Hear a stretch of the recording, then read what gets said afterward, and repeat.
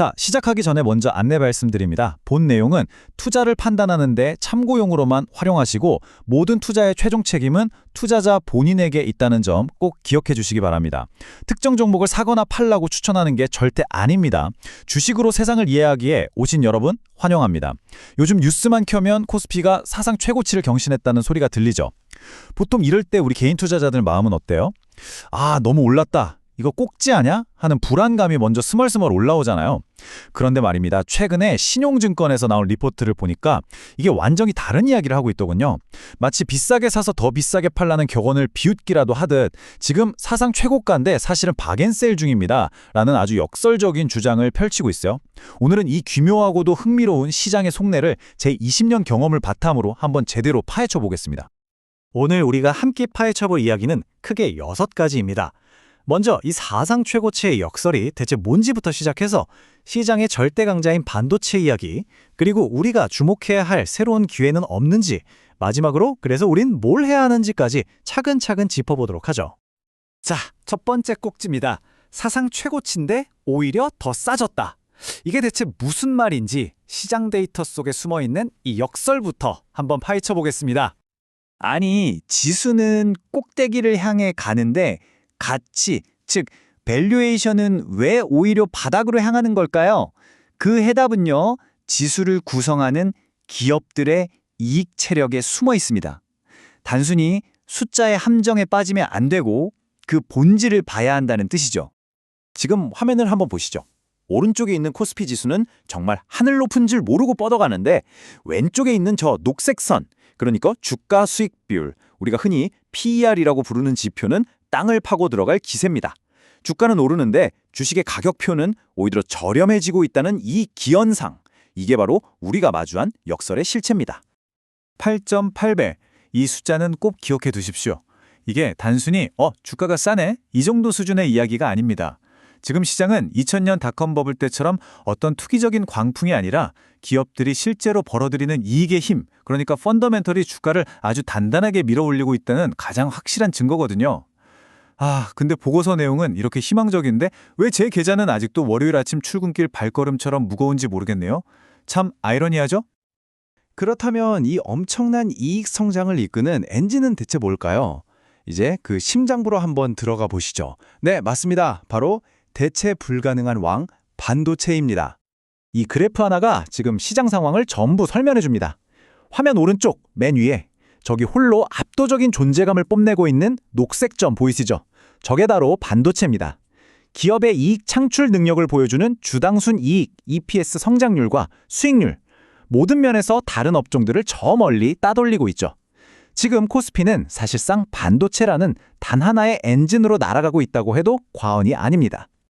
하지만 우리 같은 노련한 투자자라면 여기서 만족하면 안 되죠. 탄탄한 실적은 기본이고요. 시장을 정말 폭발시키는 건 현재의 숫자가 아니라 미래를 향한 아주 강력한 기대감, 바로 촉매제가 있을 때입니다. 바로 이 HBM4가 그 촉매제의 정체입니다. 삼성전자가 차세대 AI 시장의 심장이라고 할 수 있는 HBM4를 엔비디아에 공급할 거라는 기대감, 여기에 아마존이나 구글 같은 빅테크 기업들이 수백조 원 규모의 AI 인프라 투자 계획을 발표하면서 이건 활갈 타오르는 불길에 기름을 들이붓고 있는 상황이나 마찬가지죠. 엔비디아 CEO인 젠슨 왕의 이 말을 그냥 흘려들으면 안 됩니다.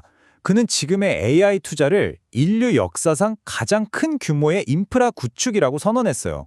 이게 무슨 뜻이겠어요? 2000년 닷컴 버블처럼 그냥 꿈과 희망만으로 부풀려진 거품이 아니라 산업의 패러다임 자체를 바꾸는 거대한 전환이라는 의미입니다.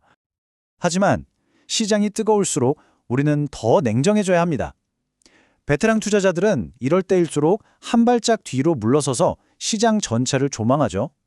지금 코스피라는 고속열차가 튼튼한 레일 위를 달리고 있다면 다른 한쪽에서는 아주 아슬아슬한 길을 달리는 기차도 있거든요. 이번 신영증권 리포트가 아주 날카롭게 지적하는 지점이 바로 이겁니다. 지금 한국 시장은 말이죠. 완전히 두 개의 다른 이야기를 쓰고 있어요.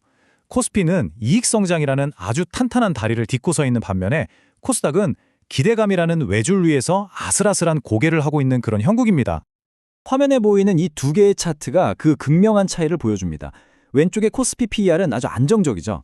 그런데 오른쪽 코스닥 PER은 어떻습니까? 이거 뭐 거의 로켓처럼 수직으로 솟구치고 있어요.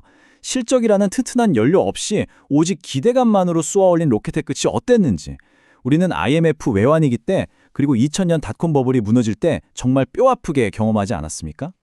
26.4배. 이 숫자는 단순히 고평가다라는 말을 넘어서 위협을 알리는 경고등에 가깝다고 봐야 합니다.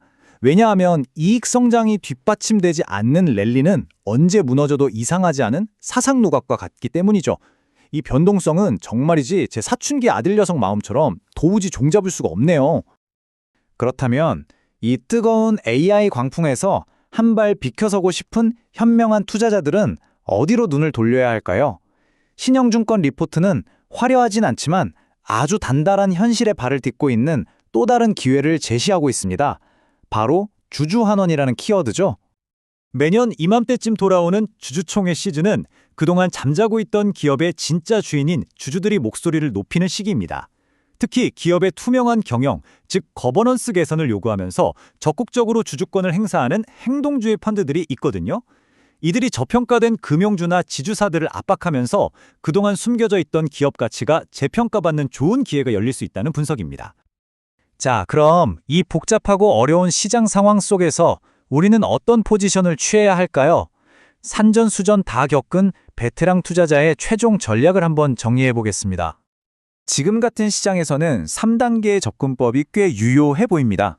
첫째, 시장의 주도주인 반도체를 핵심 전략으로 가져가되 흥분해서 따라붙지 말고 조정이 올 때마다 사모으는 겁니다. 둘째, 변동성이 큰 코스닥 테마주는 위성 전략으로 비중을 확 줄여서 아주 신중하게 접근해야 하고요. 마지막으로 저평가된 금융주나 지주사를 대안 전략으로 포트폴리오에 편입해서 안정성을 높이는 거죠. 뭐랄까, 공격수와 수비수, 그리고 조커 카드까지 모두 활용하는 전략이라고 할 수 있겠네요. 하지만 그 어떤 화려한 전략보다 중요한 게 있습니다. 바로 살아남는 것입니다. 이 예측 불가능한 시장에서 내 소중한 자산을 지키는 최후의 보루는 바로 손절매 원칙이죠. 감정에 휘둘리지 않고 정해진 원칙에 따라서 기계적으로 리스크를 관리하는 것. 이것이야말로 베테랑과 하수를 가르는 결정적인 차이라고 저는 생각합니다. 자, 마지막 질문입니다. 이 뜨거운 시장의 열기 속에서 당신의 선택은 차가운 이성에 기반하고 있습니까? 아니면 뜨거운 흥분에 기반하고 있습니까? 결국 모든 투자의 성패는 이 질문에 대한 스스로의 정직한 답에 달려있을 겁니다. 오늘 분석이 여러분의 현명한 판단에 작은 도움이 되었기를 바랍니다. 시장의 숫자를 넘어 그 속에 담긴 세상의 흐름을 읽는 것, 그것이 바로 우리가 주식으로 세상을 이해하는 이유입니다. 여러분의 생각도 댓글로 자유롭게 공유해 주십시오. 구독과 좋아요, 알림 설정은 제가 더 깊이 있는 분석을 만드는데 정말 큰 힘이 됩니다. 이상 주식으로 세상을 이해하기였습니다. 감사합니다.